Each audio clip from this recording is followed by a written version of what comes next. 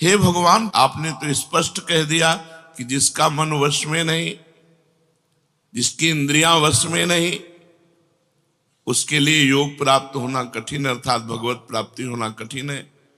जो तत्परता पूर्वक संयमित होकर अपने मन को वश में कर ले, वो सुख पूर्वक भगवत प्राप्ति कर सकता है। पर उस साधक की क्या गति होगी जिसका मन, बुद्धि, चित्त, अहंकार ये वश में नहीं है, और वो साधना करता है, नाम जप करता है, सत्संग करता है, स्वाध्याय करता है, पर इंद्रिय विजयी नहीं है, मन विजयी नहीं है। अंतिम समय उसकी भगवत स्थिति नहीं रहेगी क्योंकि वो मन विजयी नहीं है। तो अप्राप्य योग संसिद्धिम काम गतिम कृष्ण गच्छति। ऐसे योग भ्रष्ट की क्या गति होगी जो अप्राप्य है, अभी प्राप्त नहीं कर पाया भगवान को।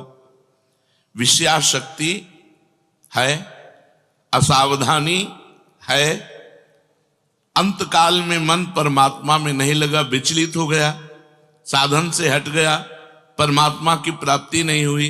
तो हे कृष्ण, कृष्ण सबको आकर्षित करने वाले, हे भगवान, आप ही जान सकते हो, इस प्रश्न का उत्तर आप ही दे सकते हो कि उसकी क्या गति होगी। तात्पर्य है कि वो नरक तो जाएगा नहीं क्योंकि नाम जप करता है, थोड़ा भी नाम जप करता है तो नरक नहीं जाएगा, थोड़ी भी भक्ति करता है तो नरक नहीं जाएगा। अजामिल के प्रसंग में यमराज जी ने अपने दूतों को आदेश किया था कि यदि कोई भी नारायण कृष्ण हरि बोलता है, गले में कंठी बांधे, वैष्णव है, भगवान का दास है, भूल करके मत जाना, तो नरक तो जाएगा नहीं क्योंकि साधन करता है, नाम जप करता है, पाठ करता है, पर जितेंद्रीय नहीं है, मनोनिग्रही नहीं, इसलिए भगवत प्राप्ति तो होगी नहीं, ये भगवान कह रहे हैं। पर नरक तो जाएगा नहीं क्योंकि नाम जप करता है, और स्वर्ग की इच्छा नहीं इसलिए स्वर्ग नहीं जाएगा, और मोक्ष इसलिए नहीं हुआ कि वो मन इंद्रियों को बस में नहीं किया। तो उसकी गति क्या होगी? काम गतिम कृष्ण गच्छति, वो किस गति को प्राप्त होगा? कश्चिन्नो भय विभ्रष्टस् छिन्ना भ्रमिव नश्यति अप्रतिष्ठो महाबाहो विमूढ़ो ब्रह्मणा पथि। हे महाबाहु, हे अजान बाहु, संसार के आश्रय से तो रहित है और परमात्मा के मार्ग में भ्रष्ट हो गया है, परमात्मा को प्राप्त नहीं कर पाया और संसार के मार्ग को छोड़ दिया है, दोनों ओर से भ्रष्ट हुआ, उसकी क्या गति होगी? कहीं वो किसी बादलों की तरह छिन्न भिन्न नष्ट तो नहीं हो जाएगा। दोनों ओर से भ्रष्ट हुआ अर्थात संसार मिला नहीं, परमार्थ में भगवान मिले नहीं, तो उसका समय जो परमार्थ में गया, जो भजन साधन में गया, वो सब बेकार हो गया क्योंकि आपकी तो प्राप्ति हुई नहीं। एतन्मे संशयम कृष्ण छेतुर्मर्हस्य शेषतः त्वदन्या संशयस्यास्य छेता नाहुपपद्यते। हे कृष्ण, मेरे इस संदेह को सर्वथा छेदन करने के लिए आप ही समर्थ हैं, क्योंकि किसकी क्या गति होगी इसका निर्णय तो सिर्फ भगवान कर सकते हैं। इस संशय का छेदन करने के लिए आपके सिवाय इस सृष्टि में दूसरा कोई नहीं हो सकता, इसलिए आप का गति कृष्ण, उसकी क्या गति होगी? भगवान बोल रहे हैं, बहुत सुंदर बोल रहे हैं। पार्थ नैवेह नामुत्र विनाशस्तस्य विद्यते नहि कल्याण कृत कश्चित् दुर्गतिम तात गच्छति। पहली बात है कि उसकी दुर्गति नहीं होगी, ये तो बस पक्की मान लो। वो नरक नहीं जाएगा, वो स्वर्ग नहीं जाएगा, मोक्ष नहीं होगा, लेकिन उनकी दुर्गति भी नहीं होगी। ऐसा नहीं है कि वो दुर्गति को प्राप्त हो जाए। जिसको अंतकाल में भगवान का स्मरण नहीं होता, उसका कहीं पतन तो नहीं हो जाता? अर्जुन का पूछना था। इस बात को लेकर के बहुत व्याकुलता थी कि बेचारा साधन कर रहा है, इंद्रियां बस में नहीं, मन में बस में नहीं, तो अंत समय भगवान का स्मरण नहीं होगा तो उसकी दुर्गति हो जाएगी। तो भगवान कह रहे पार्थ नैवेह नामुत्र विनाशस्तस्य विद्यते। हे पृथानंदन, सच्चे हृदय से जुड़ा था। भगवान जुड़ना देखते, रहत न प्रभु चित चूक किए की, करत सुरत सै बार ही की। भगवान उसकी क्रियाओं को नहीं देखते, उसके चित्त को देखा, हृदय की बात देखी। वो भगवान से जुड़ना चाहता है, वो भगवान को प्यार करना चाहता है, वो भगवान से मिलना चाहता है, पर इंद्रियां वश में ना होने के कारण, मन वश में ना होने के कारण बार बार वो विषयों में फिसल जाता है, बार बार भोगों में पतित हो जाता है। तो भगवान उसका पतित होना नहीं देखते, भगवान उसका चित्त से जुड़ना देखते हैं। रहत न प्रभु चित्त चूक किए की, करत सुरत सैबार हिए की। हृदय की बात देखते, सच्चे हृदय से भगवान में जुड़ना चाहता था। अब उसका पतन नहीं हो सकता, मरने के बाद भी पतन नहीं हो सकता। जितनी उसकी स्थिति भजन में बन गई है, उसके नीचे वो गिर ही नहीं सकता। बहुत बढ़िया बात है। हमारा अगर 100 नाम जप हो गया है तो 101 से चलेगा, अगले जन्म में 99 से नहीं चलेगा। जिसकी जितनी भजन में स्थिति हो गई है, उससे वो नीचे वो नहीं गिर सकता। देखो, पहली बात तो दुर्गति हो नहीं सकती, नरक जाना नहीं है, स्वर्ग जाना नहीं है, दुर्गति होनी नहीं है। आगे भगवान बताएंगे उसकी गति क्या होगी। उसकी साधना जितनी है वो कभी नष्ट नहीं हो सकती। चाहे जितना बड़ा पाप बन जाए, उस पाप का उसे दंड भोगना पड़ेगा, लेकिन उसकी साधना नष्ट नहीं होगी। ये इस मार्ग का बहुत बड़ा सपोर्ट है कि मानो हम दिन भर भजन किया, हमसे शाम के गलती हो गई तो बोले दिन भर का भजन नष्ट हो गया। नहीं, आपका भजन दिन भर का वो है, और जो आपकी गलती हुई वो अलग है। गलती का आपको प्रायश्चित या दंड भोगना पड़ेगा, और भजन आपका सुरक्षित है। वो नीचे नहीं गिरेगा, उसकी साधन सामग्री नष्ट नहीं होगी। ये बहुत हृदय को शीतलता पहुंच। हमने जो नाम जप किया वो हमारा सुरक्षित है, नाम जप वो कभी नष्ट नहीं होगा। उसका पारमार्थिक उद्देश्य भी नहीं बदलेगा। उसने उद्देश्य बनाया भगवत प्राप्ति, वो उद्देश्य भी उसका नहीं बदलेगा। हाँ, कितने जन्म लगेंगे ये उसका प्रयास होगा, प्रयत्न होगा। वो जन्मता मरता रह सकता है, ना भजन उसका नष्ट होगा, कम होगा, ना उद्देश्य उसका बदलेगा। वो लगेगा भजन। भक्ति बीज पलटे नहीं, जो जुग जाए अनंत, ऊंच नीच कुल उपजय होए संत को संत। वो कभी ऐसा नहीं हो सकता कि इतना भजनानंदी अब भ्रष्ट हो गया तो वो पतित हो गया, नीच और दुर्गति, अरे सब बेकार, कुछ नहीं। जो गलती हुई उसका दंड मिलेगा, और जहां से वो भजन कर रहा है वहीं से उसकी भजन की स्थिति आगे बढ़ेगी। जैसे उदाहरण में राजर्षि भरत का उदाहरण दिया था कि हिरन पे वृत्ति गई तो हिरन बने, लेकिन गंडकी नदी में खड़े होके हिरन बन करके भी इतना भजन किया कि अगला जन्म जड़ भरत जी के रूप में ब्रह्मबोध संपन्न महापुरुष के रूप में हुआ। तो भगवान कहते हैं, नहीं कल्याण कृत कश्चित दुर्गतिम तात गच्छति। अर्जुन, हे तात, बहुत प्यार भरा संबंध है, उसकी दुर्गति नहीं हो सकती। जो मेरा थोड़ा भी भजन किया है उसकी दुर्गति नहीं हो सकती। साधक के लिए बहुत ही पॉइंट के आश्वासन की बात कह रहे कि थोड़ा भी भजन किया तो उसकी दुर्गति नहीं हो सकती, और अगले जन्म में परमात्मा प्राप्ति की लालसा इतनी प्रबल होगी कि वो इंद्रियों मन को वश में कर लेगा। इस जन्म में जो चूक हुई वो अगले जन्म में सुधार लेगा। उसकी दुर्गति नहीं होने का तात्पर्य है कि जो मनुष्य कल्याणकारी कार्य में लगा हुआ है, जिसके लिए मनुष्य शरीर मिला है, वो कार्य कर रहा है, भजन कर रहा है, सत्संग कर रहा है, स्वाध्याय कर रहा है, ठाकुर सेवा कर रहा है, वो अपने असली कार्य में लगा हुआ है, पर उसका मन चलायमान है, उसकी इंद्रियां चलायमान, तो उसकी दुर्गति नहीं होगी। कारण कि उसका ध्येय चिन्मय तत्व भगवान में है, इसलिए उसका पतन नहीं हो सकता। मैं उसकी रक्षा करता हूं, तो उसकी दुर्गति कैसे हो सकती है? क्योंकि उसने थोड़ा भी सही मेरा भजन किया है। मेरी दृष्टि सर्वभूत हिते रता है, सब पर मोरी बराबर दाया, सब मम प्रिय सब मम उपजाए। मैं सबको प्यार करता हूं। फिर जो मनुष्य मेरी तरफ चल पड़ा, अपना किसी तरह से कल्याण परम हित मानकर मेरी तरफ चल पड़ा, तो मैं उसे सबसे ज्यादा प्यार करता हूं। फिर मैं जिसे प्यार करता हूं उसकी दुर्गति कैसे हो सकती है? प्यार तो सबको करता हूं, लेकिन जो अपना मान करके मेरी तरफ चल पड़ा, मेरा भजन करने लगा, उसकी दुर्गति कैसे हो सकती है? मेरा वो समझे न समझे, उससे वास्तविक संबंध तो है ही। ममई वांसो जीव लोके जीव भूता सनातना। वो भले भगवान से संबंध ठीक नहीं लगा पा रहा, लेकिन भगवान तो जान रहे मेरा संबंधी है, मेरा अंश है। ये संसार के साथ उसका वास्तविक संबंध नहीं है।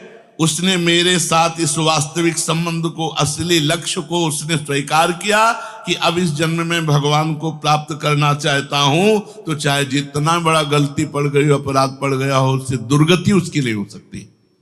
भगवान कह रहे उसका किया हुआ साधन नष्ट नहीं हो सकता। हां, वो देखने में मोहित सा लगेगा कि भ्रष्ट हो गया, अब तो कोई भजन साधन नहीं, अब तो भ्रष्ट सा हो गया है, साधन छूटा दिखाई देगा। परंतु ऐसी परिस्थिति में भी मैं उसका साथ नहीं छोड़ता। उसने मेरा भजन छोड़ दिया, मेरा साधन छोड़ दिया, लेकिन मैं उसका, जैसे एक सत्संग में दृष्टांत में देते थे कि जगन्नाथ जी की सेवा में श्रीअंग पार्षद रहते थे, तो उनमें से एक पार्षद वैश्या संसर्ग करने लगे कुसंग के कारण। तो जब सब पार्षदों को पता चला तो उन्होंने बुलाया और कहा, देखो तुम परम पावन श्री जगन्नाथ जी के अंग सेवी हो, या जगन्नाथ जी की सेवा छोड़ो वैश्या का संग करो, या वैश्या संग छोड़ो जगन्नाथ जी का अंग संग करो। तो भगवान की माया से मोहित हुए, साधन से गिरे हुए होने के कारण उन्होंने जगन्नाथ जी का अंग संग छोड़ दिया और वैश्या का अंग संग स्वीकार किया। आश्चर्य की बात कि जब उनका शरीर पूरा हुआ, वैश्यागामी जो अंग संग सेवी थे, तो जब शरीर पूरा हुआ तो जगन्नाथ जी ने स्वप्न में अपने पार्षदों को आदेश किया कि उसकी अंत्येष्टि क्रिया हमारे पार्षदों जैसी की जाए। तो उनका प्रभु स्वप्न में ही कहा कि प्रभु उन्होंने तो आपको छोड़कर वैश्या को स्वीकार कर लिया था। तो बोले उन्होंने छोड़ दिया था, ये उनकी हिम्मत है, हमारी हिम्मत नहीं, हमारा स्वभाव नहीं है, हमारी सामर्थ्य नहीं है। हम एक बार जिसको पकड़ लिया उसको कभी छोड़ते नहीं। तो भगवान यहां कह रहे हैं कि कभी कभी वो मोहित हो जाता है, वो साधन छोड़ता, लेकिन मैं उसे नहीं छोड़ता। ये खास बात समझो, मैं उसे नहीं छोड़ता। उसका किया हुआ अपराध, किया हुआ पाप, भले उसको थोड़ा समय दंड भुगताने के लिए, लेकिन मैं उसे छोड़ता नहीं। तो उसकी दुर्गति कैसे हो सकती है? इसलिए घटना घट सकती है। ये तो भगवान कह रहे हैं मनमानी मत करना, कह रहे घटना घट सकती है। आपने अपराध किया, आपको पाप का दंड मिल सकता है, लेकिन मैं उसके अंदर ऐसी व्याकुलता पैदा करूंगा कि वो सब प्रपंच छोड़कर दौड़कर मेरी तरफ भाग पड़ेगा, क्योंकि मैं उसे नहीं छोड़ता। जैसे गोपियों में थोड़ा अभिमान आया, मैं अंतर ध्यान हुआ, लेकिन उन्हीं के बीच में रहकर जहां व्याकुल हुई मैं प्रकट हो गया।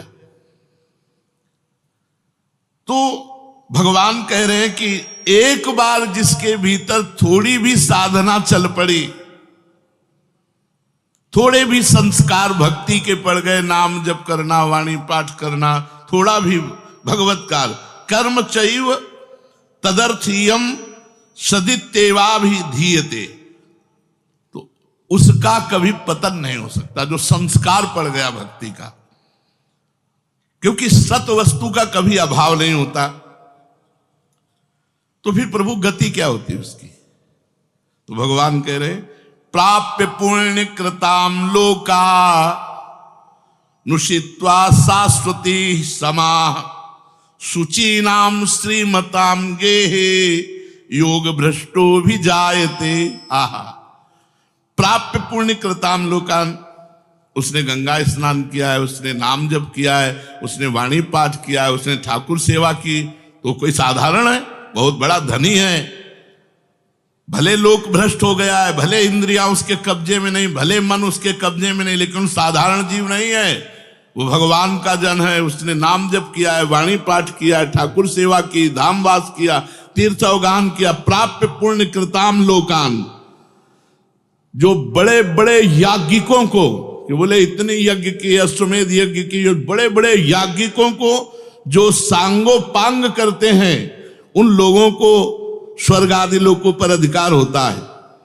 इसलिए वो पुण्य कर्म कहते हैं तो पुण्य लोक उनको प्राप्त होते हैं। पाप कर्म करने वालों को नरक भेजा जाता है।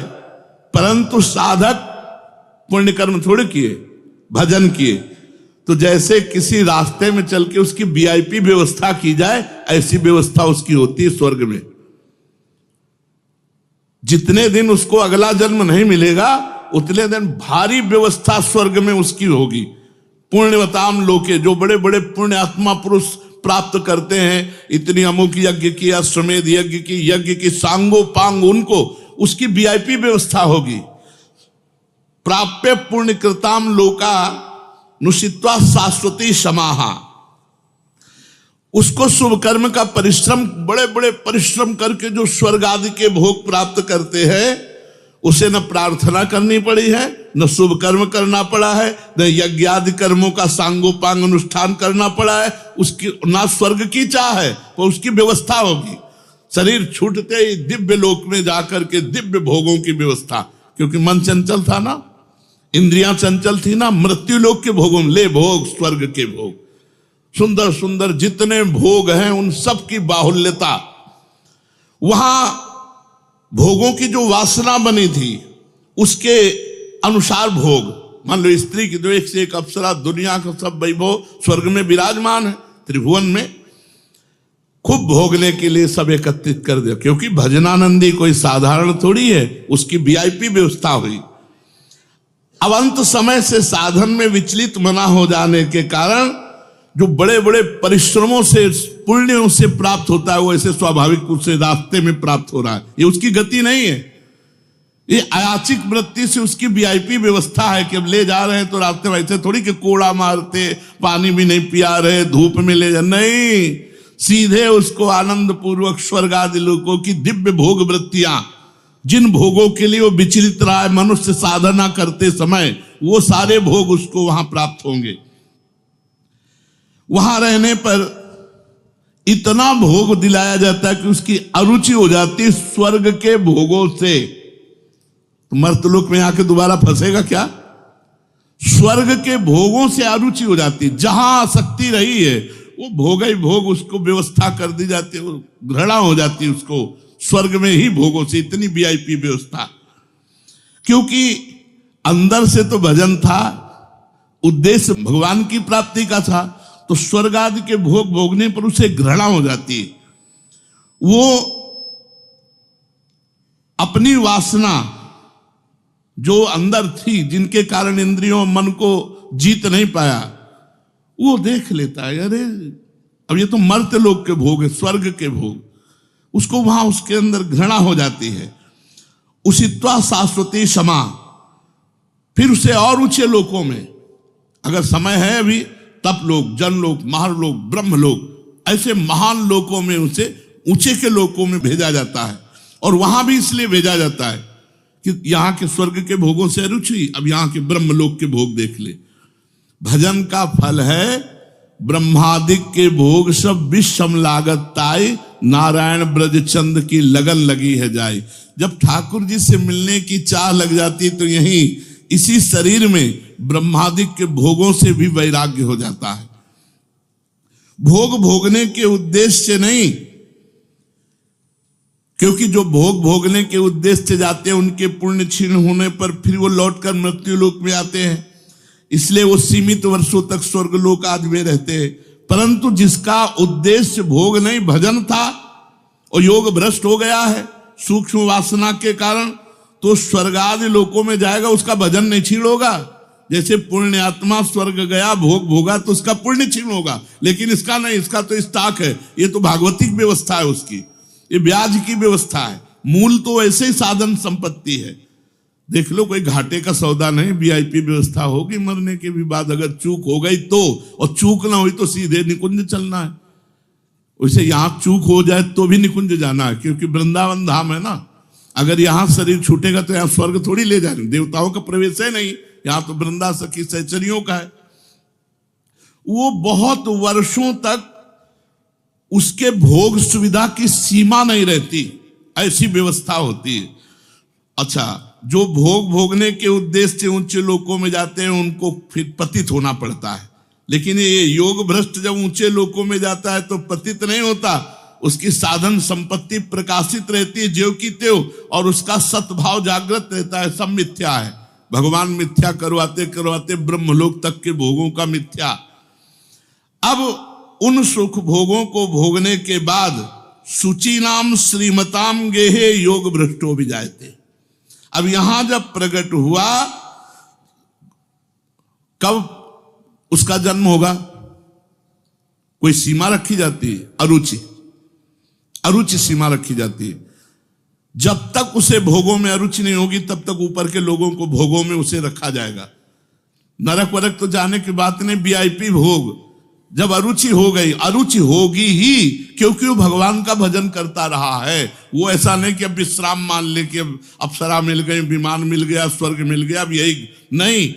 उसकी यात्रा नहीं रुकेगी, उसका भजन उसको कचूटेगा, उसके अंदर जलन पैदा होगी, अशांति हो जाएगी। ये सब भोग नहीं चाहिए, मुझे भगवान चाहिए, चलो ब्रह्मलोक।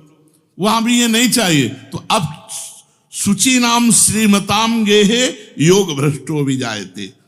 अब योग भ्रष्ट जब मृत्यु लोक में लौटा तो जगत पूज्य घर में पैदा हुआ। जगत पूज्य घर में श्रीमान, सारा संसार जिसे झुके, ऐसे घरों में पैदा, उच्च कुल, भक्ति संपन्न। श्रीमान का मतलब होता है, एक लौकिक शब्द होता है वैभव संपन्न, लेकिन भागवतिक वैभव संपन्न महापुरुषों के घर में उसका जन्म होता है। और लौटने का कारण जो है,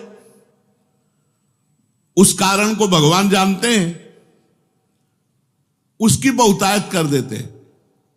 स्वर्ग भोगा, ब्रह्मलोक के भोग भोगे, और यहां सारे भोग उसके दे दे, ये ले, अरे भगवान का दास है कोई और, ये ले। ऐसे घर में पैदा किया। अब उसकी जो साधन संपत्ति उसको खोल देते हैं। अभी तक बंद रखा, हानि नहीं हो सकती। अब जे ही जन्म हुआ, जैसे अपने लोग अब जे ही स्कूल जाते, स्कूल से पढ़ के आते, लगता है माँ नहीं टिकेगी, पिता नहीं टिकेंगे, सब मरेंगे, तो मेरा साथी कौन है, मेरे जीवन का लक्ष्य क्या है, क्या यही उद्देश्य है? बस बैठ जाते एकांत में। और संत जन आते थे, वो श्री राम जय राम जय जय राम, श्री राम जय, कीर्तन कराते थे तो वही याद था, श्री राम जय राम जय जय राम, श्री राम जय राम जय जय राम। बस नाम जप करना निश्चय हो गया। 13 वर्ष के अवस्था, भागो। ये देखो, उत्तम कुल ब्राह्मण के घर में, और पूरे साधु महात्माओं का सानिध्य, और पिता पूरे स्वयं महात्मा, नंगे पैर हल जोतते, बड़ी कठिन परिश्रम के द्वारा वो उदर पोषण करते। और संत महात्मा 8-8, 10-10 संत महात्मा दरवाजे पर। बच्चापन से ही क्या बन, अब मुझे संसार से भाग। किसी ने हमें सिखाया नहीं, भागो संसार से और भगवान की प्राप्ति करो। तो मनुष्य जन्म में जे ही जन्म लिया से साधन संपत्ति खोल दी गई। अब वो साधन में एकदम चिपक गया, क्योंकि पीछे जहां चूक हुई थी वो ऊपर से नीचे तक सब समुदाय भोगों का देख लिया। अब उसका अंतःकरण साधना से परिपूर्ण होने लगा। वो जो अंकित संस्कार भोगों के थे वो अरुचि पैदा हो गई। योग भ्रष्ट अज्ञात रूप से पुनः ऐसी साधना में लग गया जिसमें किंचन मात्र भी इंद्रिय और मन का मनोरंजन नहीं। पूर्ण इंद्रिय विजेता, पूर्ण मन को संयम में करके। अब वो ऐसी योग भ्रष्ट जो पुरुष था, श्रीमानों के घर में जन्म लेकर के वो भोगों में फंसेगा नहीं, पुनः भजन में बड़ी तेजी से चल देगा, और ये उसका आखिरी जन्म होगा। तेजी से भजन करके वो भगवत प्राप्त हो जाएगा। तो अर्जुन जी ने पूछा था कि फिर क्या उसका पतन हो जाएगा?